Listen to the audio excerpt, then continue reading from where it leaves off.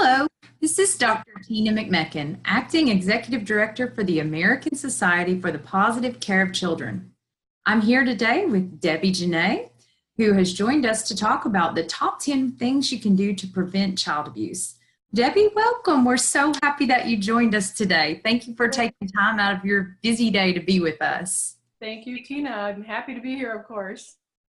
Well, why don't we start off? Why don't you just tell us a little bit about yourself? You have such a fascinating background. I know you've written a couple of books. I've got them here on my desk. And Okay. tell us a bit about you.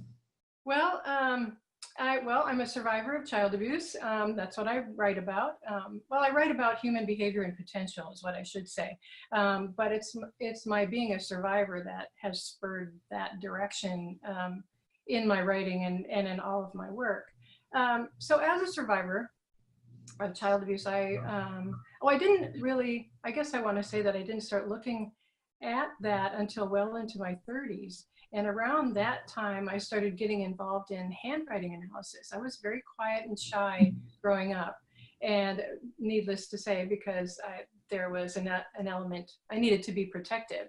So my approach to that was to be quiet and shy rather than act out.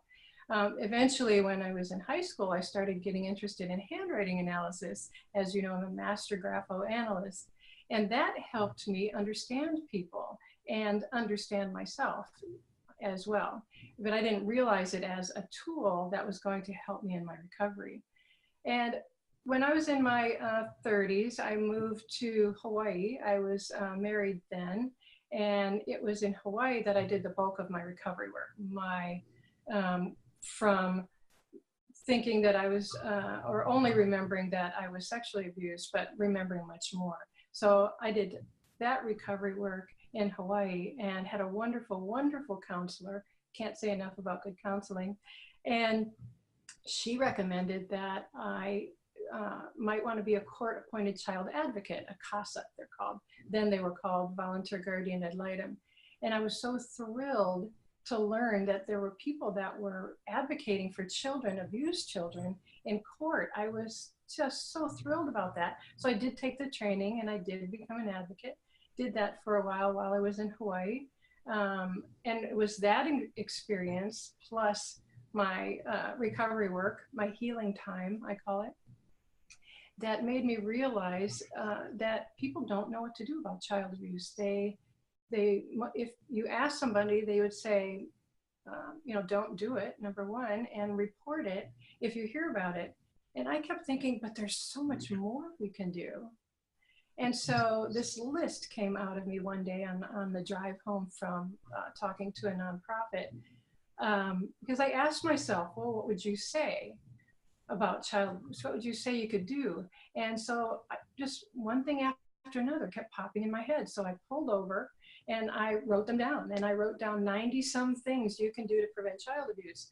And then when I got home, I added a few more. So now I have this list of 101. Eventually, I turned that into a book called Be an Inspiration, which is number 58 on the list of 101 things you can do to prevent child abuse. And moved back to California at some point. But my whole adult life has been about helping people understand human behavior and potential. I've worked in a lot of places. My background is computer system management and training. I love that. But that's always been to help me write and speak about what's important to me. I realize I've now talked nonstop for a couple of minutes, so it may be hard to believe that I was actually extremely shy as a child. I mean, and into high school and into adulthood. But it wasn't until I started learning fascinating things about people. As a survivor, I did not learn that. I didn't learn what normal behavior is, normal being what's healthy and productive and caring, right, and compassionate. I didn't learn those things, but I've since learned that in so many ways and through so many probably non-typical ways by some of my interests. So what I do now is I'm a speaker, a writer, an author, and a handwriting analyst. Well, we are so fortunate to have you here with us today. And I know that you have a couple of books, but the one that I want to focus on right now is Be an Inspiration. This is the book, correct, that has the list of 100 Yeah. things. And I want to, my favorite thing in the book, although there's so many wonderful ideas and inspirational things and informative pieces in the back, but I love this little picture of the mama and baby giraffe, and there's a quote, and it says, "Children are new to the planet. We do not own them. We are their guardians and their guides. We get to cherish them." Now, that was so meaningful to me because I thought, wow, that is just absolute truth. And it is such a great reminder about just the power that we have as guardians of children. And so I know just from having looked over your book that there are just fantastic ideas in here, and it had to be really hard to distill it down to 10 things, but that's what I ask you to do. And so I'd love it if you could just share the 10 things, and again, I know that had to be a tough choice, so maybe just launch right into that and let's get to the meat of it. So before I do that, I want to mention that the list in the book, the list, came to me, this list of 101 things in the order that they're in the book, 1 through 101. But I also broke them down in the back into categories because to me, the idea of preventing child abuse, ending child abuse, is about creating an environment where it can no longer occur. And that's one healthy, wonderful environment. So the fun thing about the list, to me, the fun thing about prevention is, what do you want to do? What do you want to see? How do you want people to behave to each other? This is all good stuff. So how do we encourage more of that behavior? We spend a lot of time focused on what we shouldn't do, and not enough, there isn't the void's not filled with what you should do instead. And I like that. So that was my point to creating the list. And some of the categories that they sort of fall into, which you can think about when you're thinking about, when our viewers are thinking about preventing child abuse, what can they do, is think about if you or someone you know needs help, things to do specifically with your children, taking care of yourself, because that's outrageously important, taking care of yourself, things to do in your community, habits worth keeping, and then things to think about. Because it's not always, it's not engraved in stone. Things change. How we handle things change. Our perspectives change. Our environment has changed. So we always want to be open. So that, if we think about it a little bit broader, then I think that just opens the scope and our perspective of what we can do to make a difference in the dynamic.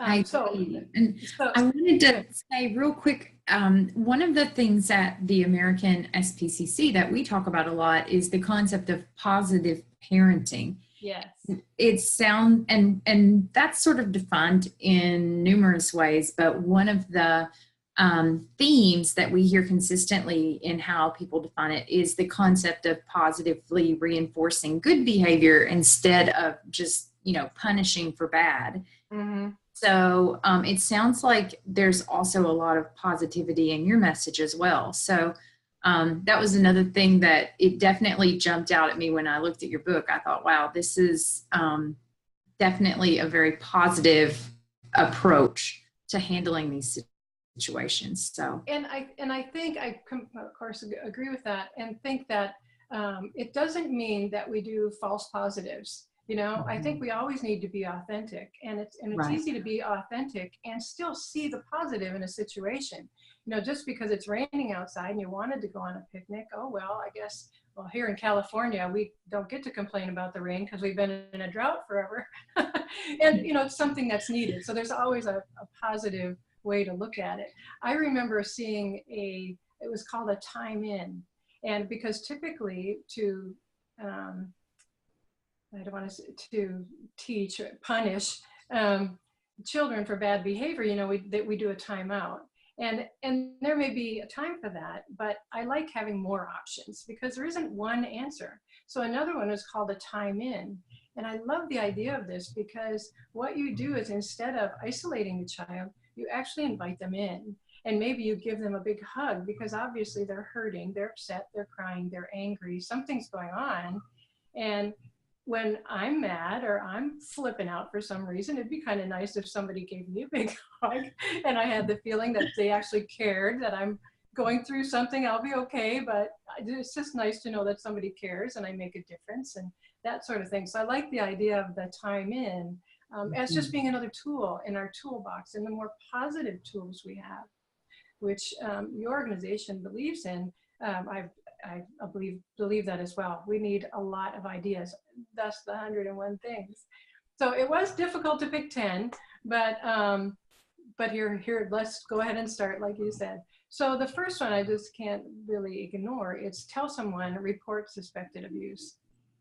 And there's some elements to that. Like to tell someone, you can call 911 because you suspect. Remember, you don't have to know for sure. Pardon me. I just got over a cold, so I'm gonna have to take a drink of water. You're fine, no worries. So you can call 911, you can call the National Child Abuse Hotline. If you suspect child abuse, you don't have to know for sure that it's going on. You can also call, I don't know if this is true in every state, but I know it is in several, that you can actually call for a welfare check. So you're really concerned about this child. You haven't seen your neighbor's child in quite a while and you're seeing everyone else. You can actually call the police, or it might be the Department of Human Services, I'm not sure, but to do a welfare check, and they will go out and just check on, they've had a report, they're supposed to keep it anonymous, and they'll just check and see. So that's something you can do too. And we have more options, I think, than we realize. But the reason you want to tell someone and you want to report suspected abuse is because the child doesn't have a voice. And even if the child is telling somebody, they may not be believed, because as you know, people don't want to believe it's happening. So you might be the third call or the fifth call that makes the department actually do something now, actually send someone out and see what's going on. So it's important that we as adults take that responsibility and tell. And if you're not sure what the result would be or how that would look, call your local Department of Human Services and say, hey, what happens if somebody reports child abuse on a neighbor or a friend? What would happen? What would you do? And they should tell you what the steps are, so you can be more comfortable with that if you decide to report. Number one. Number two is to know as a survivor that asking for help takes courage and demonstrates strength. We seem to think it takes a lot of courage to be quiet and never say anything, and that takes a different kind.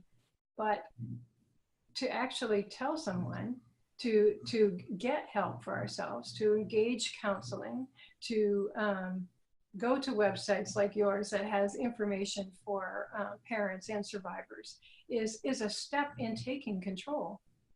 We're no longer, we sort of feel like we're giving up when we're asking for help, but actually we're not. That's taking a big step in gaining control back into our lives. When I first got counseling, I went to 2 counselors, and the first time I walked into this clinic and they said, the form said, why are you here? And I thought, I wrote down to get back on track, because I actually couldn't define it. I was starting to remember, but I didn't, and I'd always remembered being sexually abused, but there was a lot more to come later. But I didn't think it bothered me that much. And so that's why to get back on track, because I really just couldn't define it. But that was a big, big step for me. And of course, the next time when I wrote a children's book, we'll talk about in a little bit, If Roses Were Blue, I wrote that book because I was in counseling and realized the effect that it had on me. And this is before I remembered everything, but I knew absolutely clear as a bell in that moment I was going to write a children's book so other children wouldn't feel alone, and that they would know there is help, and that there's light at the end of the tunnel, that the abuse does end. So that was how that book started to evolve. But just in knowing that asking for help takes courage, and it shows great strength to do that. So if you need help, or if someone is asking you for help, recognize that in them as well, that this is a big deal and they need support, just like you would need support if you're getting help for yourself in anything.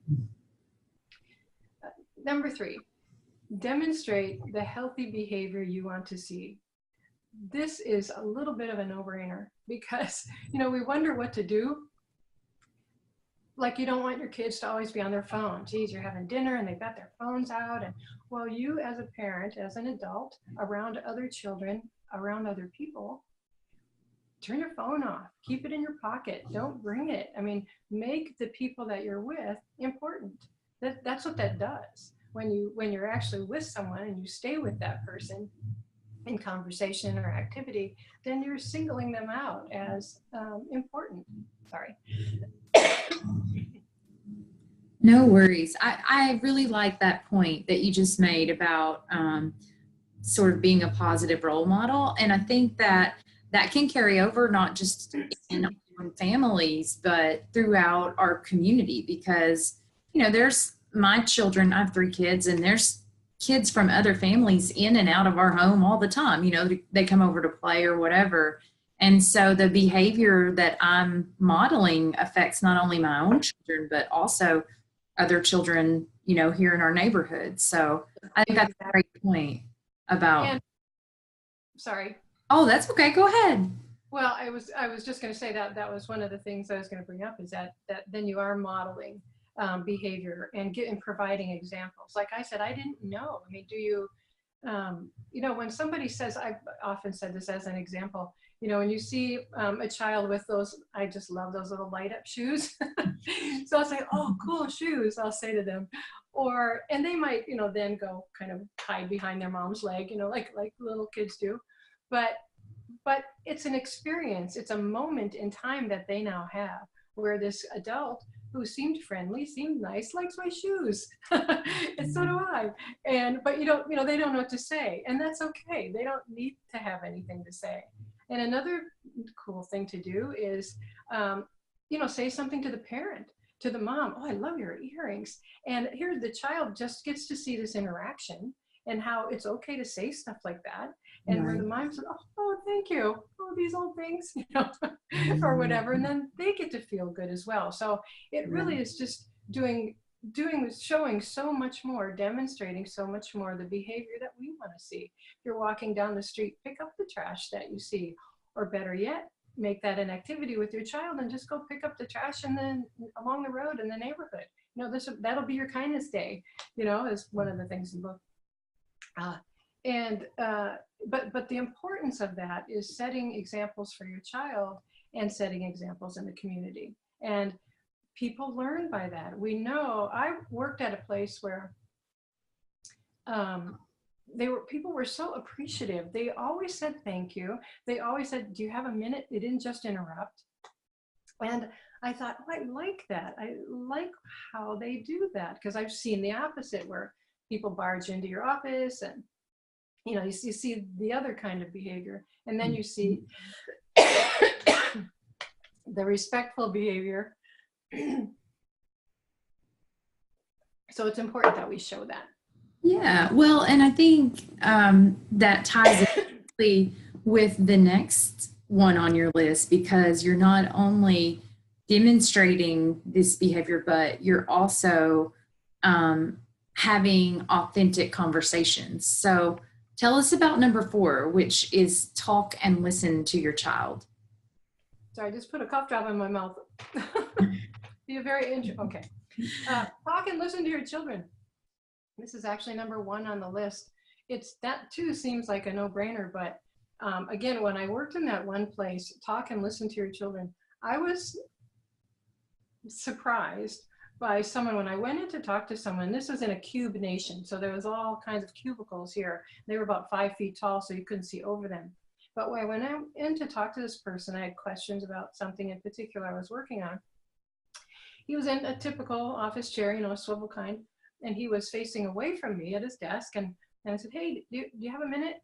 And he said, sure. And he turned in his chair, completely turned around, facing me. I was standing there. He crossed his legs. He put his arm on the desk and he said, "What's up?" And I was so taken aback by his undivided attention. I thought, oh my gosh, am I going to have some worthy question now to ask him?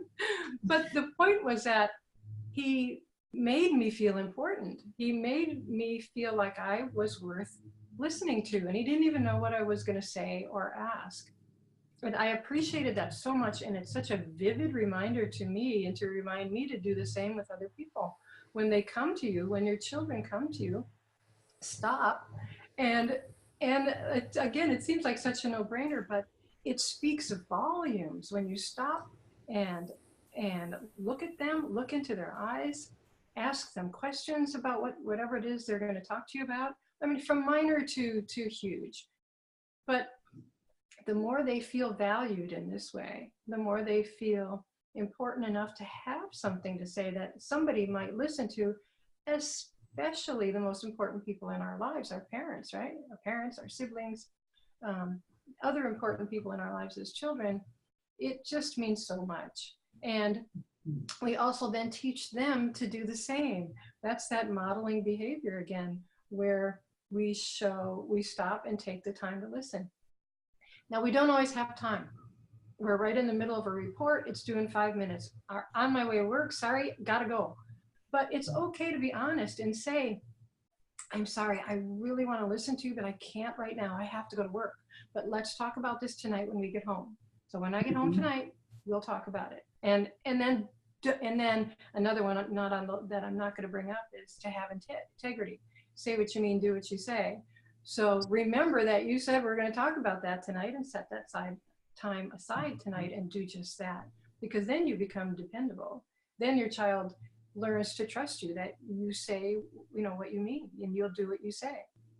So there's a lot going on with talking and listening to your children, but really talk to them and really listen to them and treat them like a person deserving respect and responsibility and love and caring and all of that.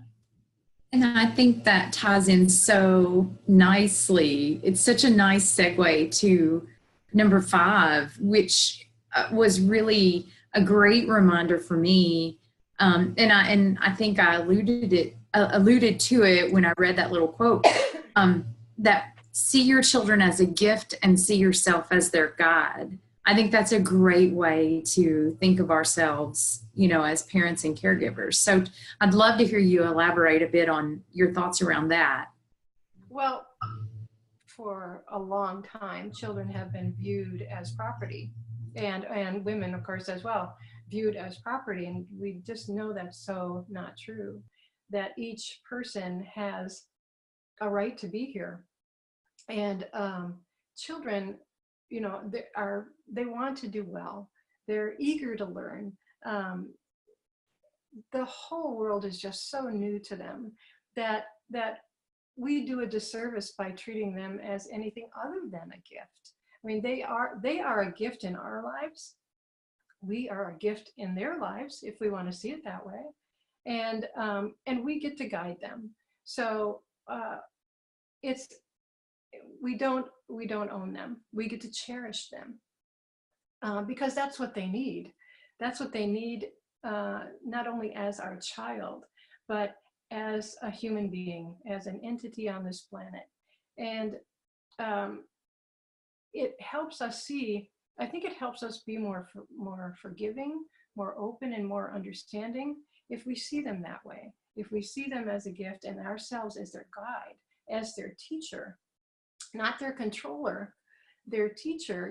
The original definition of discipline is to teach. So it's not to punish, it's to teach. And that's what we want to do. We get to cherish them. I think that's where that, you have that giraffe picture too in there, the animals, the giraffe, mother and daughter and child. Of course, that kind of leads right into the next one too, which is believe in your potential. It's so important to recognize that we have worth, value, self-esteem is that belief that we have value just because we're here on the planet, like any child, like any adult that you see. And if you can believe that, sorry, if you can believe that you can do anything, you know, we really can. We really can do anything. Sometimes it's hard. Sometimes we run into roadblocks, and sometimes other people are very uncooperative with our doing anything, but we really can. You know, if I wanted to be a doctor, but I can't afford to go to medical school, I can look at, well, what is it that I really want to do? Do I want to be a doctor, or do I just want to heal people? Of course, I can't really heal them, but I can help. So, or maybe, do I just want to help people? Okay, well, that I can do. And it might involve entering the medical field, and there's a whole big range there. And there's grants that I can get. There's ways to learn information until I can afford to. There's people that might just decide to give me money to go to medical school. You know, there's a lot of different ways to do it. So I think we just have to know in our hearts what we're truly capable of, which is anything, unlimited potential, and know that we'll find a way to get there if that's important enough. But first, we have to believe that we have value, and that we have that we are worthy of all good things. And believing in that in ourselves helps us look at other people differently. It helps us act differently. It's not about ego at all. It's just in our innate sense of worthiness. And so if you feel like what you say makes a difference, or what you do makes a difference, or the fact that you've invented this thing that you think will make a difference, or you have a perspective. If you believe in the value of yourself and the value in what you produce, then it'll find a way. And you model that behavior of believing in yourself, taking the time that you need for yourself, taking care of yourself. You model that behavior to the people around you. And there are a lot of survivors out there that don't take the time, don't believe in themselves, first of all, and don't take the time to nurture themselves and to express themselves in ways that are important to them. And I think that all comes down to the idea of believing in your potential. Next on the number 7 is become involved in your community. Now, some people right away think, oh, I don't have time, I've got to work, I've got kids, I can't do that. But you don't have to do everything. You don't have to do, like, even volunteering. If you decide to volunteer for an organization, doesn't mean you have to go in every day. You don't even have to go in every week. You find an opportunity, an interest that works for you. That's one way to get involved in your community. Another way I mentioned earlier is with your child picking up trash. Another way is to calendar a kindness day with your children, or just for yourself, or maybe with your neighbors, or maybe with a group of girlfriends or guy friends, or both. You decide that the first Saturday of every month is a day that you do something in the community. You know, it doesn't have to be something that's takes too much time and too much involvement, because if it does, or if it's something you're not really interested in, but you feel obligated to help in that way, then you're not going to continue to do it, and your passion's not going to be there. So you want to find something that means something to you, from something small. I have a friend that just started helping with an organization called Meals on Wheels, and she does it once a month, I think. But that's what she can do, and she loves the idea of it. She'll probably do more as she gets more into it, but that was something that speaks to her. And if everybody did something in their community, I mean, imagine, I think the world would probably turn a little bit differently. So there's a lot we can do in the community as adults, and then we're also, again, modeling that behavior. If we don't have children, and children are important to us, we can do something with children. You know, there's Big Brother, Big Sister, there's Girls Incorporated in almost every state. There's so many organizations that would love to have some help, even if it's weeding in their yard, or doing some desk work now and then, or maybe there's some special project of cleaning out files, or it might be repair work. It could be helping with an event. There's a lot of ways to help in your local community with nonprofits. And then just randomly, you know, you don't have to have a license to go out and grab a trash bag and pick up trash on your block. You really can just do it just for fun.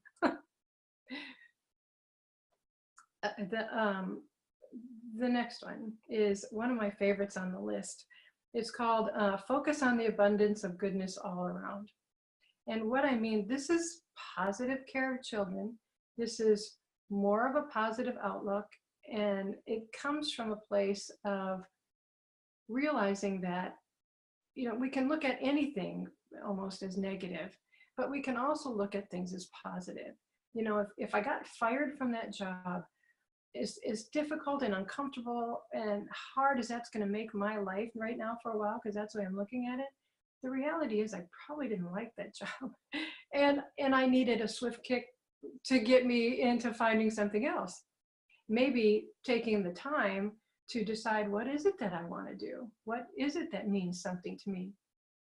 So it really is about looking at things differently, because right now, while we're having this conversation, a life is being saved, a spirit is being lifted, somebody's getting help, and an advance is made toward a cure. There's so much going on right now, so much goodness all the time that we aren't made aware of if we tap into traditional forms of media, because that's not their purpose. That's not their defined purpose, although some media, of course, is. But they want to talk about what we need to protect ourselves from and what's dangerous, and it's fine to know those things, but not at the cost of trashing all the other information that's out there, which is all the good stuff, because it's happening all the time. We just don't hear about it. There's a child who's decided to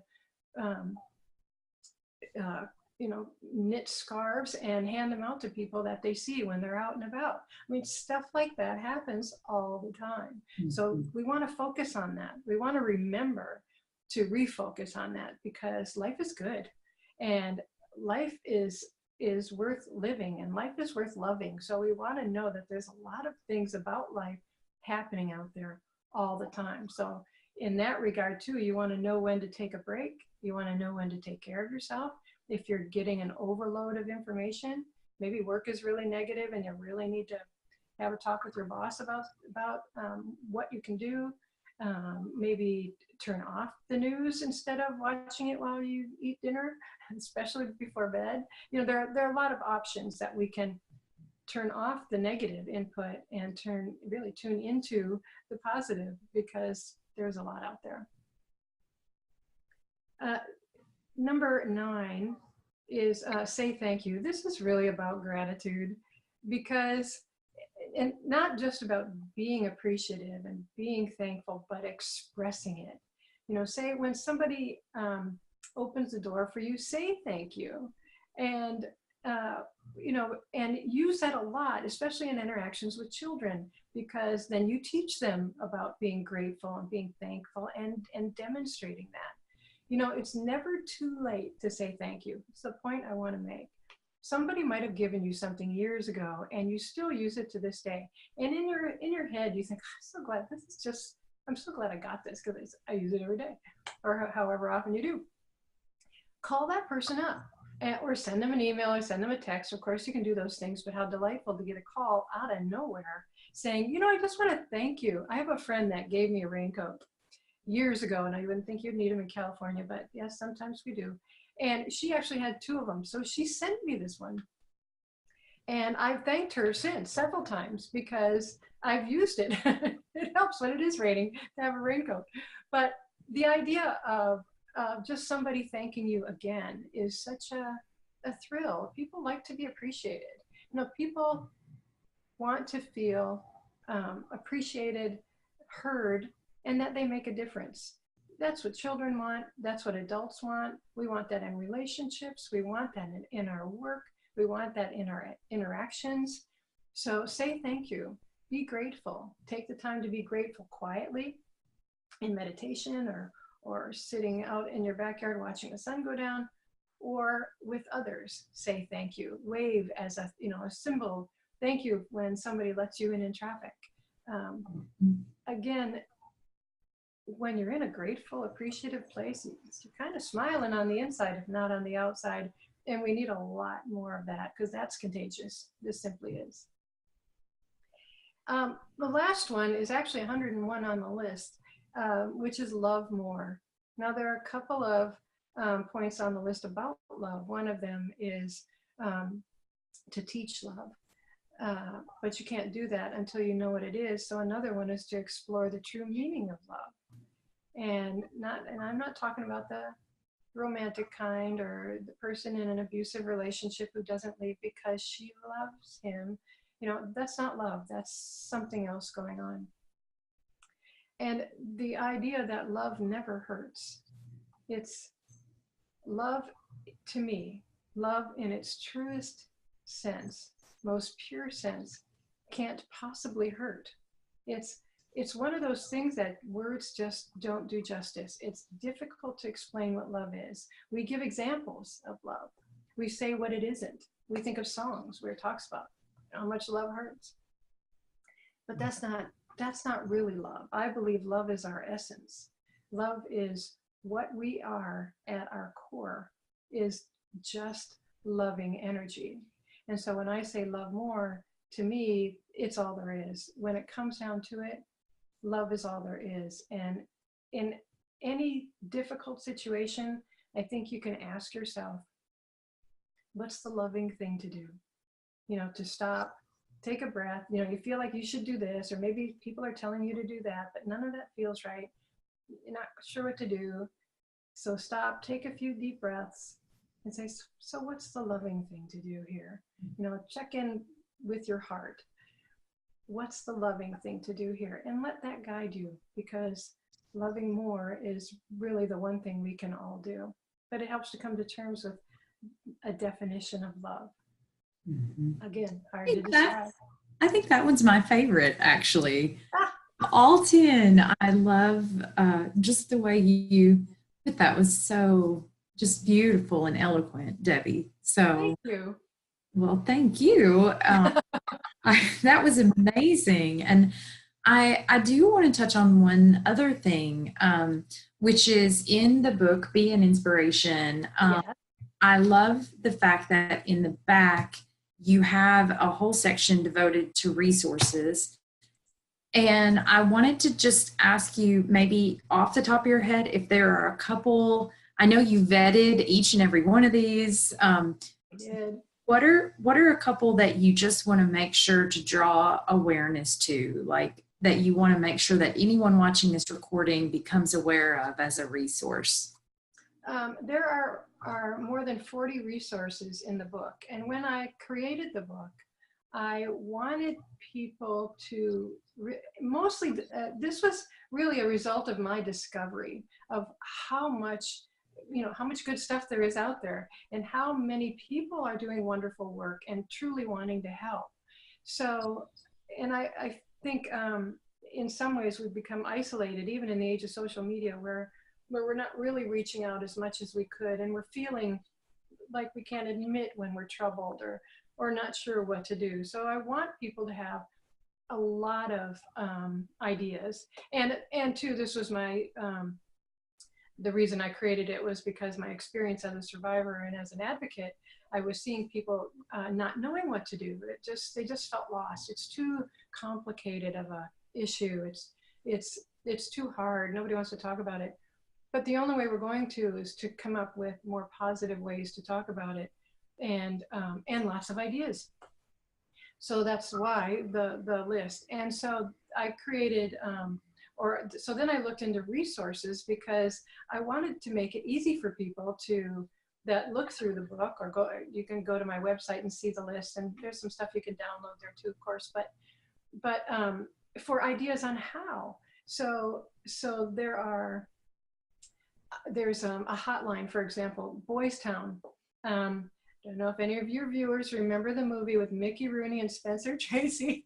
That movie made such an impact on me when I was a little kid. That somebody cared so much as Spencer Tracy as Father Flanagan in the movie. So I contacted Boys Town, wondered if they were still around, and of course they are. And they have program offices around, and they have a lot of helpful information on their website. what impressed me the most is they have ways to get hold of them. So if you have a problem, their website said, I don't know if it still does, but you can call with any problem anytime. So that could be me who knows something. I'm really worried about my friend who's stressed out about something and I just can't get her to listen. And what can I do in a situation like that? You can call them with that, and they have counselors available 24/7 to talk it out with you. It might be, that you're worried about it, maybe a neighbor child being abused, or maybe your significant other is doing stuff you really are not liking, or whatever reason. It might just be that you have a really uncomfortable situation at work, and you need to know how to talk to your boss or how to talk beyond that boss. And they will help you work these things out because they believe it fosters healthy relationships. And if it fosters healthy relationships, it's probably going to prevent child abuse, and it's going to prevent violence, because there's no reason to freak out. There's no reason to overreact, as some of the reasons that occurs. So Boys Town, they have a site called, they have boystown.org. They also have parenting.org. So as a parent, you can go there and get lots of ideas for stuff. They have one called Your Life, Your Voice, which is for teens and tweens to have a way to get help or get advice. And they can text, they can call, you can email. It's just a really good resource. And as you said, I vetted the resources in the book, and I only included those that had information on their website that you could use right now. So it wasn't just a calling card. They actually had articles or lists or ideas that can help you through whatever particular issue you're focused on. So that's one. Just to give you an idea of a different kind of resource I put in there, is TED. TED.com. It stood for Technology, Entertainment, and Design. And I put them in because they believe that anybody can state their case in 18 minutes or less, their idea, or, well, basically their idea, or what they want to share, because some of the short videos on there are about, somebody playing the violin or juggling, or a program they put in place to add arts to a city park, or all kinds of ideas on there. I think their tagline is spreading ideas, or ideas we're spreading. Because it makes me think that if all these people have ideas, and maybe some of them might seem a little wacky to me, what about my ideas? Maybe I could do something too. And there's always an outlet. And you just may not know. You might not tap into the right one at first, or the best one, but in the big scheme of things, maybe it is the best way. But there's always an audience for what you want to do. So, and that's sort of what TED, my experience with TED and all the TED videos that I watched early on, was that there are a lot of creative people out there, and there are a lot of people looking for a way to share their creativity. I think we're all creative. It just comes up in different ways. So TED.com is another. Random Acts of Kindness, great organization, and you can go there. They actually just did in, I want to say the 17th of February, I forget the date, but it was Random Acts of Kindness Day, and they encourage you to just, do random acts of kindness, like, pay for the order of the person behind you in the fast food, or bring flowers to a neighbor who's having a hard time, or there's so many things. They even have calendars of kindness, so you have ideas for every day. But it's something we can look up with our kids. Again, if our kids are grown, then maybe we do that with a couple of like-minded friends. Let's do one of these every month, or every 6 months, or every week. I mean, we decide, and in doing so, we keep continuing the modeling, the sharing, demonstrating what's healthy, and not just demonstrating what's healthy, but it's almost like this love vibe, this vibe of goodness that goes out from dropping the pebble in the pond and watching the rings move out. I mean, we may not always see the results of our actions, but if it comes from our heart, then, and like in acts of kindness, then you know that those ripples are doing some good, and you just go with that. You just have to trust it. Mm-hmm. Trying to think of some others.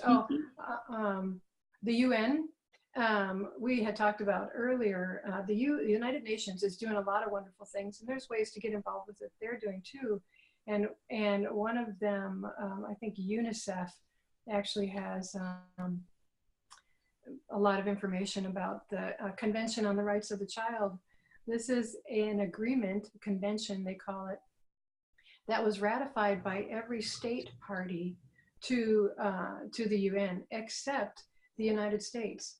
To me, this is so shocking. We put so much, we talk a lot, but for some reason we just haven't been able to make this a reality. And that's something that you can get involved in, how to get the United States to ratify that all important agreement about human rights for children globally. Every country, now not every country might be adhering to each of the principles, and they're not mandated to, if they're just recommendations, but they've ratified it, they've agreed it's important. So there's different ways that we can get involved. There's another one, there are organizations in there for getting counseling, to help find a good counselor. There's, oh gosh, I can't think of anything right now. I'm drawing a blank. You just gave us some fantastic resources, and it was great. I want to back up a little bit to what you said about TED, and you into creativity, and it's obvious that you're such a creative person. And I wanted to mention the creativity and kindness that went into writing If Roses Were Blue. Oh. I wanted to ask you, just to give us a little sneak peek of this, tell us a bit about what that's about in case anybody out there watching wants to go get a copy of it. Absolutely. So this book, I wrote this book a long time ago, and I started searching around for a publisher in the traditional way, which meant you sent it to a publisher and you waited months for them to respond, and sometimes they didn't. And then life got really challenging, and I shelved it because life just got challenging, and for a lot of years. And then a couple years ago, I decided, I had already published Be an Inspiration, and I decided it was time to publish this book. Pardon me. If Roses Were Blue. And I wanted to write, I've alluded to it earlier, I wanted to write a story when I was the first time in counseling and realized how I had been affected more than I thought. I decided then I was going to write a children's book. Not that I wrote it then, but someday I was going to. And so I wanted to write a story that would be entertaining and still deal with issues about child abuse, but not, the book talks very little about the actual detail of the abuse. There's, I think, like a paragraph in the first chapter that talks a little bit about her discomfort, but that's all. And because I wanted it to be more of an adventure story where situations would bring up issues that she would deal with. So, as I said, it's an adventure story about a girl. She's a college-age student at this time, and she thinks a friend of her young sister is being abused. And so they're always asking her to tell a story. So she decides to tell her story, one that they haven't even heard. So she takes the reader and these children back to her 11th year and on this adventure. So yes, she leaves her home with feeling the need just to get away. And then she goes off into the woods as a place to go, and a place she's gone many times. And it's there that she meets a couple of people, and she gets involved in a series of rescues. One of them later will be her own. But it's written lightly and still addresses some of the issues and direct questions that will come up. Like she, at one point, decides to tell this person that she's with what happened and why she doesn't want to go home yet. And, he asks her, why didn't you tell? And she says why, which helps the reader understand why someone wouldn't tell, or help them feel more comfortable with the fact that they haven't told yet. And so I wanted, and still he tells her that she's, is great and why nobody would like her, and then there's another place toward the end of the book where the children ask the college age students. So now the person telling the story, the young children have a chance to ask her questions that readers would want to know. And so it provides a safe way through an adventure story and through questions to learn about the topic and to learn about what you can do, and mostly to be reminded that you have value and that you're worthy just as you are. And a big concept for this age, the book is really from 8 to 8 and above, is the concept that, that the abuse wasn't our fault. Because as a child, it certainly feels like it is. It's happening to us. But it really isn't about us at all. It's about the offender and whatever they're going through, and we just happen to be there. And that's just sort of a seed I hope to plant for young survivors at that age. And then at the end of the book, I always am like a little kid asking why. I always want to know why people do what they do. That's why handwriting analysis is so fascinating for me. But and why I have the resources in the other book. So at the end of this book, I have just some information about the book. I also mentioned a couple of resources. If somebody wants to call right now, like a child reading the book, an adult, a parent reading the book, or maybe an adult survivor reading the book. So there's a couple of resources there. And then also at the end of the book, I have a section called People and Places. So it's about some of the people in the book and some of the places, because it's based on my experience. It's not autobiographical, but it's based on my experience. I mentioned going to the woods. As a kid, we lived on the woods. Our hill was, we had a hill behind our house, and it was the best for sledding. So in the winter, when it got covered with snow and hard packed, it was a great place to go sledding. And so, that part's true. And so there are pieces of it, people in it, characters that I've based on people that I knew. And I explained some of those in the back of the book, just to give readers a real sense that it was real. It's something that happened, and this is how I felt about it, and this is what I learned. Mostly it's important insights that I've learned since. And I also did the illustrations in the book, so it talks about that a little bit. Well, so it is, I should say, it's available on Amazon. It's available through my website. I also want to say that for a limited time, if you do order one from me, I had these little blue rose charms created. You can see it on the website, and I'm giving that away with each, full purchase of the. Oh, that is so cool. That's awesome. Item. That's well, really I like reminders. I'm very symbolic. I'm just, handwriting, of course, can be very symbolic, and my other interests have to do a lot with symbology. So I like the idea of just after you've read the book about, if roses were blue, and now you have this little charm, then that alone can just remind you of how unique you are, how special you are, believing in your potential. Well, I love that idea, and I've loved our conversation today. You have just provided a wealth of information, and you've been a delightful guest. So thank you so much. Can I say one other thing? It's just sure. Another quick tip is to be prepared. Sometimes we see stuff like people not behaving in public, or we witness some bullying or something that bothers us personally, and we just don't know what to do. It can be really empowering to identify a particular issue that we have and explore some of these resources, some of the resources out there on what to do when you face that. Because then when it happens, you'll feel so much more prepared, because you're going to know what to do. You'll know to deflect, or if you're in the store, it might be to go up to the parent and ask them some random question like, where do they keep the green beans? You know, or so, you know, whatever. But you can learn different things that you can do in the moment, because a lot of times that's when we're shocked and stuck.